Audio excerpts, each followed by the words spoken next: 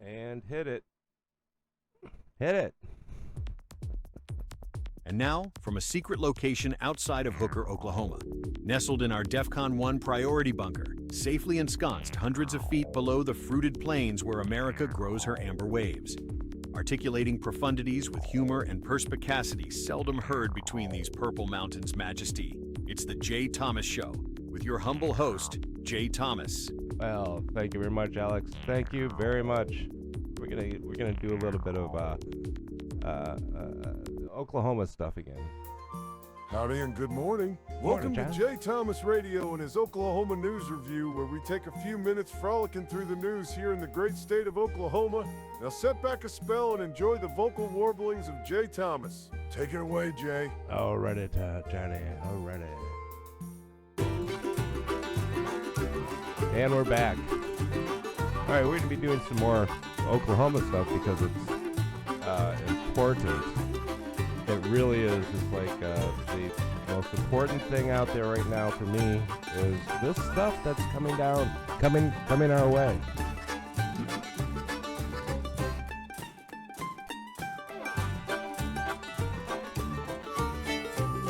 And Cece's here. She brought me some coffee.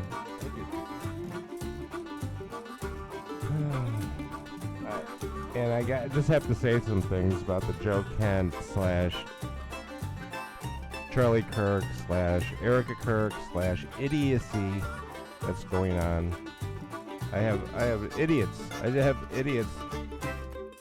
telling me that I didn't see what I saw with my own eyes. Okay, so again, I'm gonna hit this again because it's important. And I can't get anybody to call me back, not from the Tulsa World, not from the Zarro Foundation, not from City Care, the people that are supposed to care.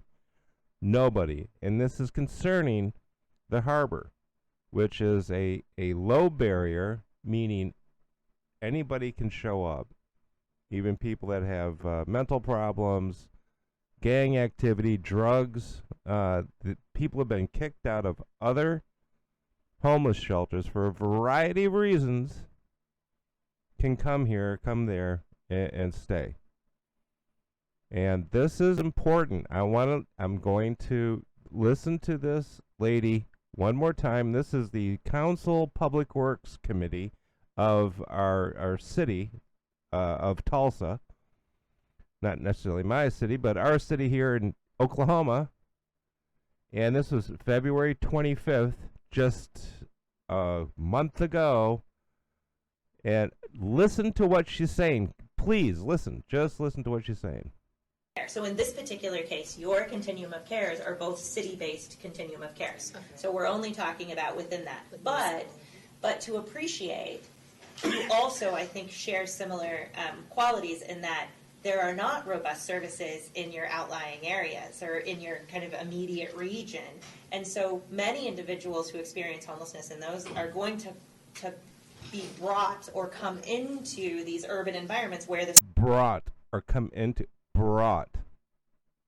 That's the first word out of her mouth. She knows what she's saying. Then she goes, come into Tulsa to take advantage of the homeless shelters. This is what they're doing. And I have called our pal Kevin Canfield out there I've texted him. Emailed him. I emailed the Zarro Foundation. I've called them twice, left messages, City Care 3 times. Nobody wants to answer these questions. My question simply is this: what is expected from the people who are going to come into the harbor, which is that's the name of the low barrier homeless shelter? What is going to be expected of them? What can they do? What can't they do? Are they there regardless of what they have done in the past? This is my question. And the reason why it should question it, don't just say, well, that's up there, up north in Gilcrease. Those people, too, have a right not to have this in their neighborhood. according to their representative in the city council, they're loving this, and I don't think they even know about it. I don't think she's went and knocked on the door and go, hey, by the way, we're going to put this low barrier. Don't worry about those two words, low and barrier. And we're going to put these people, this homeless shelter right over here. I don't think they know. I really don't. So with that in mind, I'm going to, and again, I want to thank a guy on X whose handle is Snarkio, Snarkio, Snarkio. He has this on his timeline, and I want to thank him for that because this is important. It's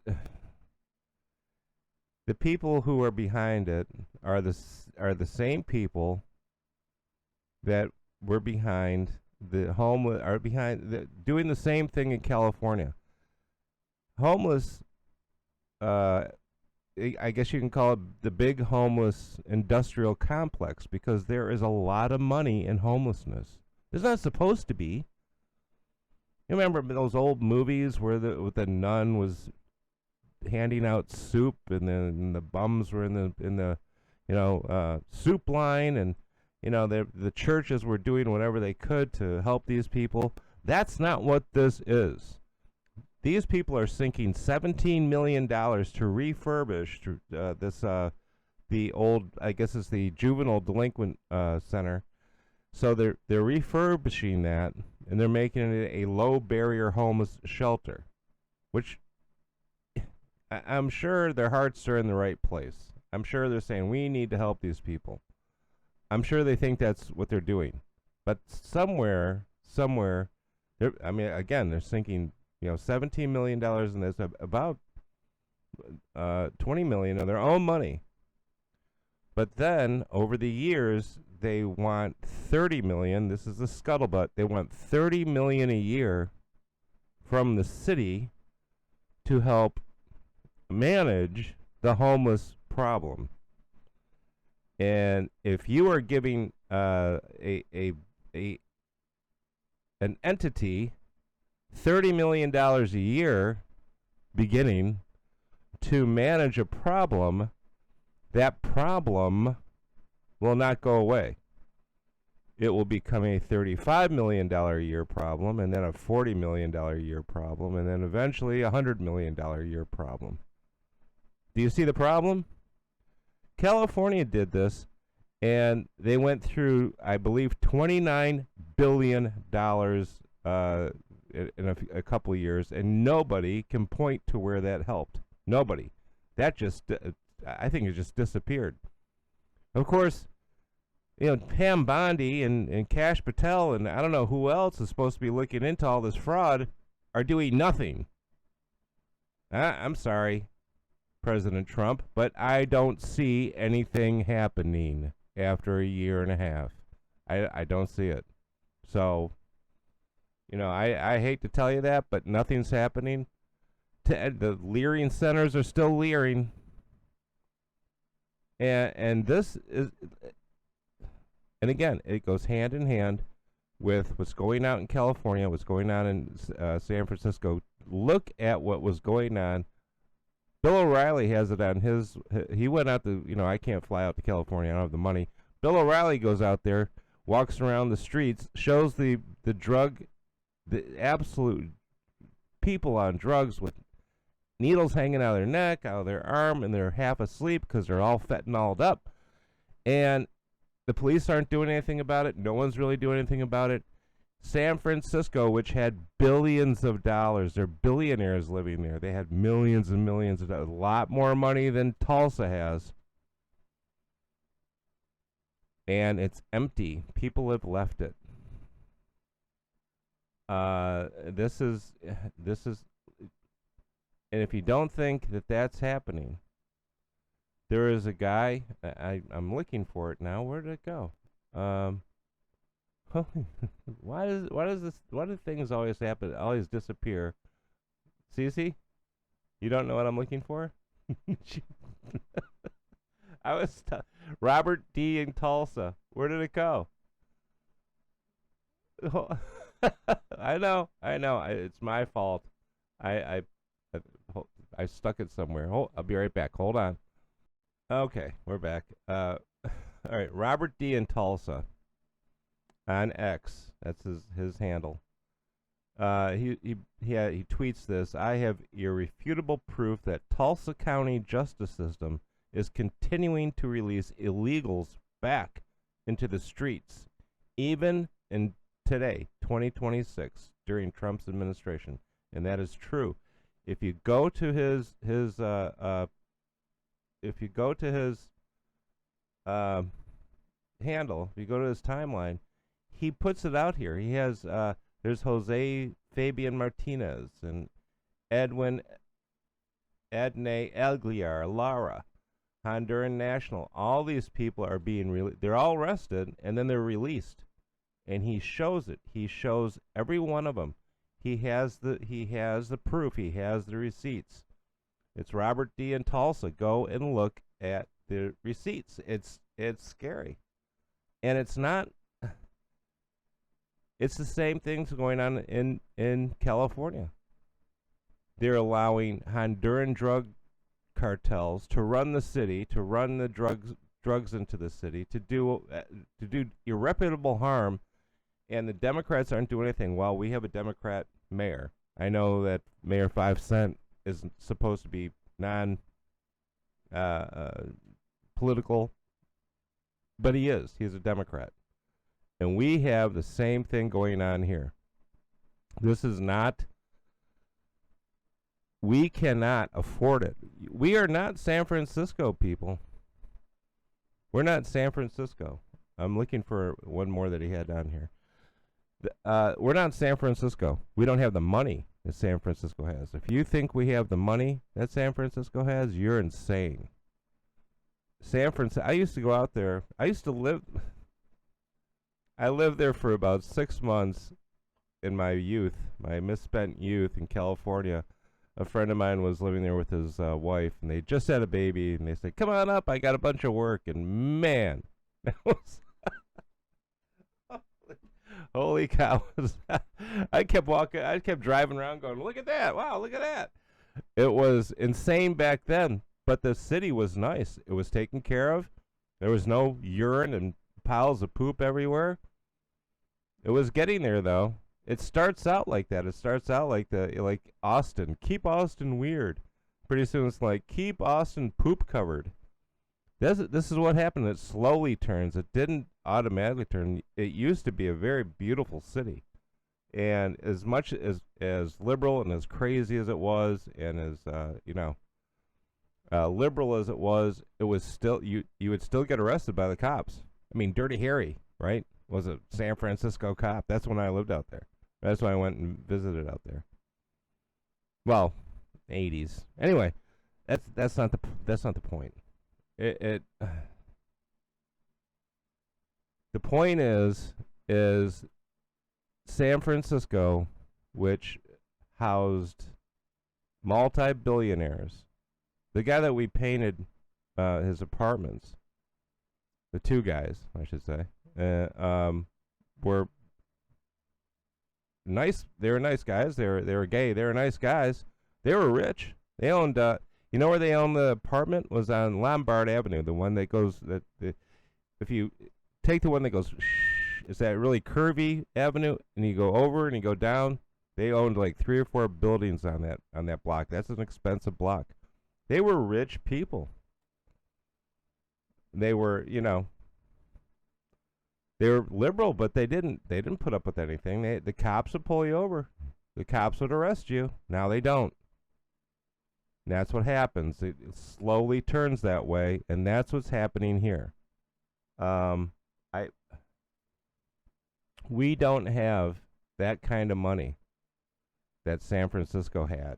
No, I said had, because everybody is moving out. The stores, they had beautiful stores. You could go into these stores. They're really expensive. The restaurants were great. They had beautiful stores. It was just it was incredible. But it went downhill as everything. It was like Detroit. Detroit used to be beautiful. Then the Democrats took it over, and it became a hellhole. It became a socialist hellhole, and everybody left. And it's just it's a war zone. And that's what's going to happen to Tulsa. I guarantee it. If you don't stop this nonsense. I'm not saying kick homeless people out again, but they have to be. You have to have some kind of rules and regulations and expectations from these people before you just open up a low barrier homeless shelter. That means that there's no barrier. Yeah, you have gang activity, come on in. Yeah, you got a really bad drug problem, come on in. You over there, you that's half dead. Yeah, come on in. Because they get paid. They get paid by the body.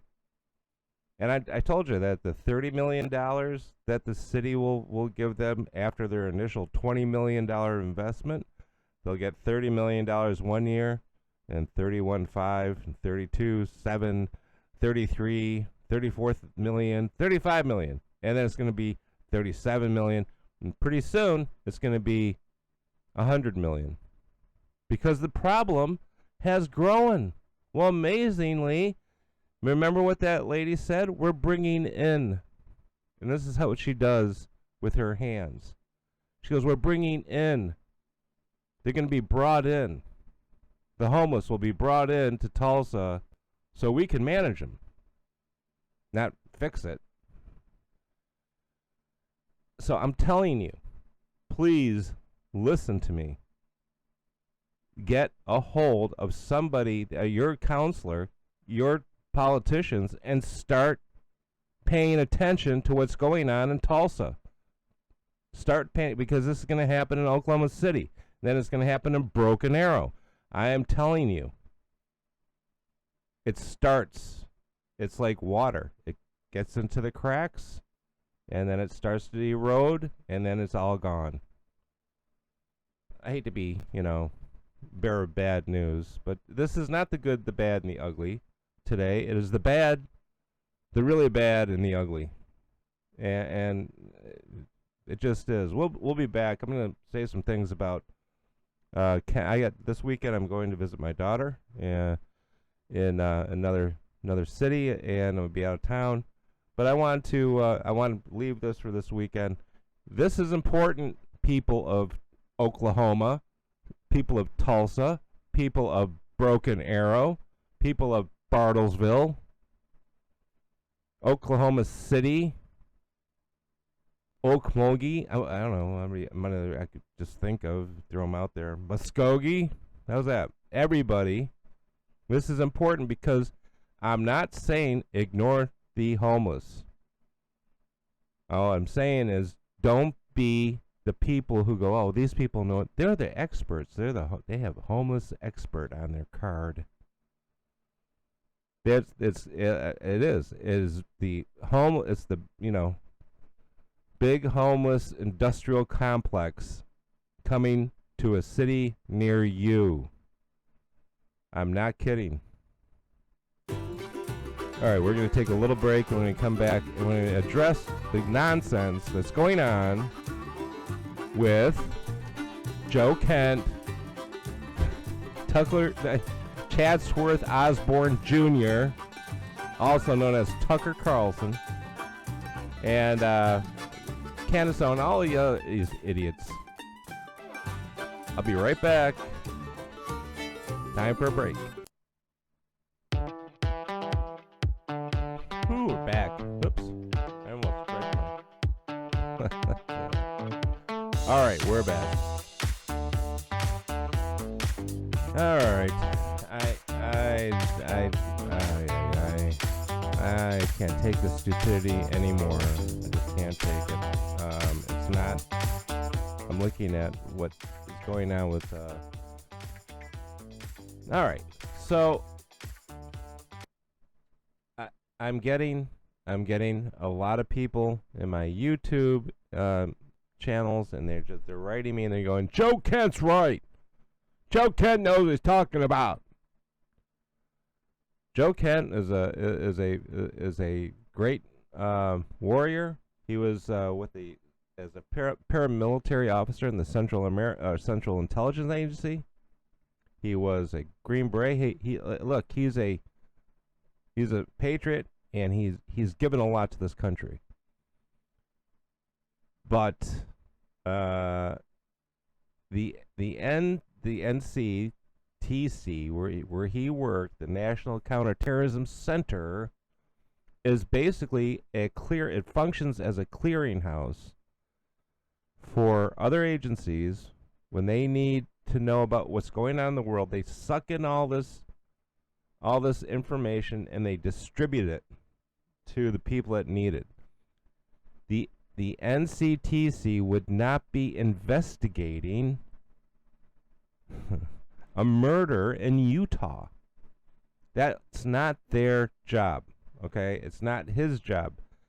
They and the FBI, who gave it to the state police of Utah, who helped them and their investigation, told him, no, you don't have to. Don't look at this. This is we got the guy. We all saw. Listen to this. We saw. First of all, we saw the TV, the news feeds. They saw the guy get up. What's his name? Tyler. Get up. They have pictures of Tyler walking across the roof with the rifle. The rifle has his fingerprints on it. It's his grandfather's rifle from World War II, I think. Or whatever. I don't know if it's World War II. But it's his grandfather's rifle. He takes it. They have a picture of him jumping off the roof, walking through the neighborhoods. They put this together. We all saw it on TV as they were releasing these footage of what's going on. And then he ends up back at his parents' house, and his parents turn him in because he is texting his boyfriend, who's a girl now, because I guess that can happen. I didn't know that, but that can happen. And he's texting her saying he did this. And he said, he had the bullets with catch fascist. He was a leftist, and now the leftists, right after the Charlie Kirk assassination, got together, and they put this bull crap together about Israel and right-wing death squad and all this garbage, all this crap. They put it together, and how do we know? Well, hold on here. Hold on. There is a lady. Whoops. There goes my. There it is right here. There is a lady on X, and she has her handle is Data Republican, small r, and she does great work, and she digs and gets data on stuff. I don't know how she does it because I'm computer illiterate mostly, but she put together she did the investigation on this, and she put together exactly what happened. And after 4 days, I'll just read her tweet, okay? It's a thread, major breaking, the 4-day miracle, or how MWEG, that's some group, and a 500 organization coalition weaponized the Charlie Kirk assassination. 1,400 people, 20 plus organizations, 3 professionally moderated panels, 4 days after the assassination. Does this sound organic to you? No. All this stuff, all this garbage that is in the air, and if you're paying attention to all this garbage, then Joe Kirk says we have to find out if there was foreign influence. No, the influence is right here. It was liberals. It was leftists And she goes down. This is a big thread. It goes down, and she shows everybody on these. Here's what the infrastructure looks like. Carolyn Lukensmeyer presents a healthy democracy ecosystem map. 10,000 organizations, 1,500 bridge builders, searchable by state, zip code, built October 24, 11 months before Kirk was killed. And she has the map. She has all the information. Go to X, formerly Twitter, look up Data Republican, small r, and scroll through her timeline, and you will see it. It'll have a little thread, and then a little red light, and major breaking, the 4-day miracle. That's what it's called. It goes into, it granulates, goes into deep granulation, as they say, as the kids say, and it shows all this stuff, and who they are, and what they did. This is what she does. She's really good at this. And it's all, it's all it's all leftists, and they're all saying the same thing. We have to, they're creating a cloud. Let's cloud up this Charlie Kirk thing. Let's get people fighting each other. And if you think that this Tyler Robinson didn't kill Charlie Kirk, you're an idiot, because you can put it all together. He said he did it in a text to his boyfriend. And Joe Kent has no business at the NCTC, or whatever it's called, investigating this. There is no foreign, and when they say foreign, Tucker Carlson has a tweet, and it's like, I hate to say this, I hate to bring this up all the time. It's like month number 5 of nothing but Israel. If you think Israel had a hand in doing this, then you're an idiot. They'll get over on you on anything. Stop believing bullcrap and look at your own neighborhood, because they're doing it to you. They're San Franciscoing your neighborhood, and you're allowing them because you're like, oh, Charlie Kirk, he got shot by Mossad. Idiots. All right, I'm I can't take it anymore. I cannot take the nonsense anymore. I just, you try to say, hey, listen, here's what's going on, and then it's like, well, what about Charlie Kirk? All right, we're wrapping this up because I have an issue with my camera if it goes over 30 minutes.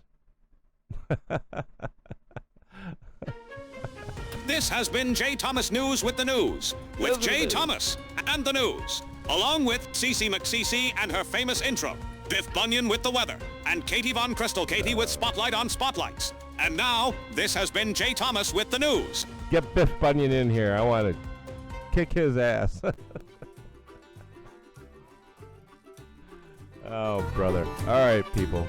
Go out and have a great weekend. Cold here in Oklahoma. Don't worry, it'll be 90 tomorrow probably. Go and read actual stuff, not garbage on podcasts about how mysterious something that happened right in front of our eyes. Twin Towers came down because a bunch of Islamists hijacked planes and flew it into them. Charlie Kirk was killed by a guy with a boy girlfriend. His name is Tyler Robinson. I can't believe I even have to say that. Have a good weekend.